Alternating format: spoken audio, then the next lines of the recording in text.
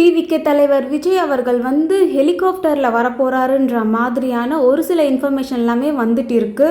But அஃபிஷியலாக வந்து இது வந்து கன்ஃபார்ம் ஆகலை. ஸோ அதை பற்றியும் கரூர் இஷ்யூக்காக சிபிஐ வந்து அடுத்த கட்ட நடவடிக்கைகள் எல்லாமே வந்து பண்ணிட்டு இருக்காங்க.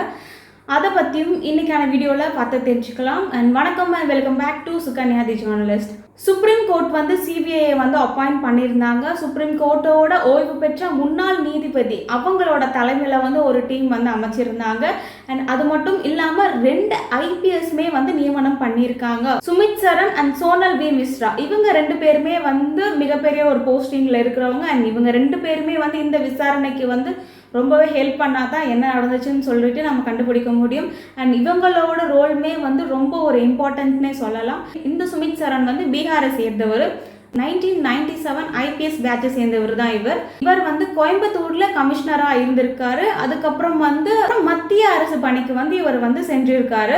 அண்ட் சோனல் வி மிஸ்ரா அவங்க வந்து சத்தீஸ்கரை வந்து சேர்ந்தவங்க. 2000 ஐபிஎஸ் பேட்சை வந்து சேர்ந்தவங்க. இவங்க வந்து இந்த எல்லை பாதுகாப்பு இந்த இடத்துல எல்லாமே வந்து பணி புரிஞ்சிருக்காங்க.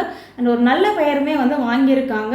இவங்களோட ரோல் வந்து ரொம்பவே வந்து இம்பார்ட்டன்ட் சொல்லலாம். ஸோ அண்ட் சிபிஐ இவங்க வந்து என்ன பண்ணியிருந்தாங்கன்னா, சிபிஐ வந்து அவங்க இது வரைக்கும் என்னென்ன இன்வெஸ்டிகேஷன்லாம் பண்ணியிருக்காங்கன்னு சொல்லிட்டு கோர்ட்டில் வந்து சப்மிஷன் பண்ணிட்டாங்க. அதாவது கரூர் குற்றவியல் நீதிமன்றத்தில் வந்து பண்ணியாச்சு. அது மட்டும் இல்லாமல் எஃப்ஐஆருமே வந்து போடப்பட்டிருந்துச்சு. ஸோ அந்த இடத்துல வந்து தாக்கல் பண்ணிட்டாங்க, எஃப்ஐஆருமே போட்டாச்சு.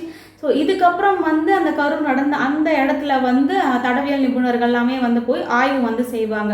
ஸோ அந்த இடத்துல என்னெல்லாம் வந்து நடந்திருக்குன்னு சொல்லிட்டு அவங்களோட ஆய்வு வந்து நடந்துட்டு இருக்கும். இந்த எஃப்ஐஆர் வந்து மதுரை உயர்நீதிமன்ற கிளைக்கு வந்து மாற்றுறதுக்கான ஒரு வாய்ப்புமே வந்து இருக்கு.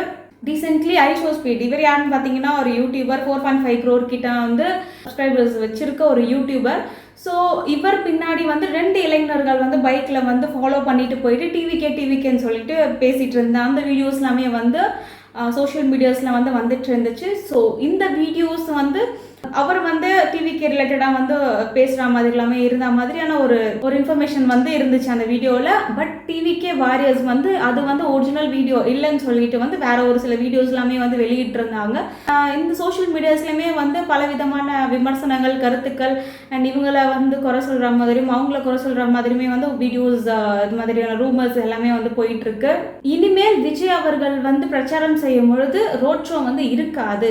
அண்ட் விஜய் அவர்கள் வந்து முன்னாள் முதலமைச்சராக இருந்த ஜெயலலிதா அவர்கள் பண்ண மாதிரி வந்து ஹெலிகாப்டர் மூலமாக பிரச்சாரம் செய்கிற இடத்துக்கு வந்து வருவாங்க. ஸோ அதாவது சென்னையில இருந்து ஒரு தனி விமானம் அதுல இருந்து வந்துட்டு அண்ட் அந்த விமானத்துல இருந்து பிரச்சாரம் செய்கிற இடமான அந்த இடத்துக்கு வந்து ஹெலிகாப்டர் மூலமாக வந்து வந்துருவாங்க. ஸோ இப்படி வரும் பொழுது லேட்டாக வர்றதுக்கான வாய்ப்புகள் வந்து ரொம்பவே கம்மின்னு சொல்லலாம். ஸோ முன்னாடியே வந்து அவர் வந்துடலாம், சீக்கிரமாகவே அவர் வந்துட முடியும். மக்கள் வந்து வெயிட் பண்ண மாட்டாங்க. ஸோ ஒரு சில விஷயங்கள் நம்ம வந்து தவிர்க்கலாம்.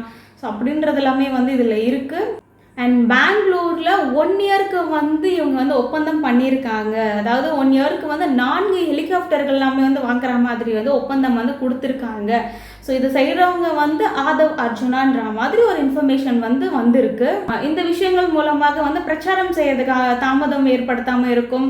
மக்கள் வெயிட் பண்ண வேண்டிய நிலைமை வந்து அந்த இடத்துல வந்து இருக்காது. ஸோ இந்த மாதிரியான விஷயங்கள் எல்லாமே வந்து ஹெலிகாப்டர் மூலமாக வந்து நடக்கலாம். ரோட் ஷோ வந்து தவிர்க்கப்படும். இந்த மாதிரியான நல்ல விஷயங்கள் எல்லாமே நடந்தாலுமே சோஷியல் மீடியாஸ்லாம் வந்து சொல்லிட்டு வராங்க. பட் அஃபிஷியலாக வந்து இது இன்னும் கன்ஃபார்ம் ஆகலை.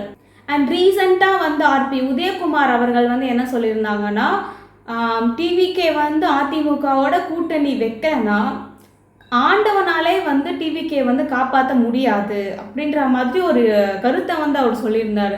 ஒரு சில கட்சிகளான நாம் தமிழர் கட்சி எல்லாமே வந்து தனித்து தான் வந்து இருக்காங்க. அவங்க வெற்றி பெறலனாலும் அந்த ஒரு கட்சியுமே வந்து கொஞ்சம் கொஞ்சமாக வந்து இருந்துட்டு தான் இருக்கு, கூட்டணி இல்லாமல்.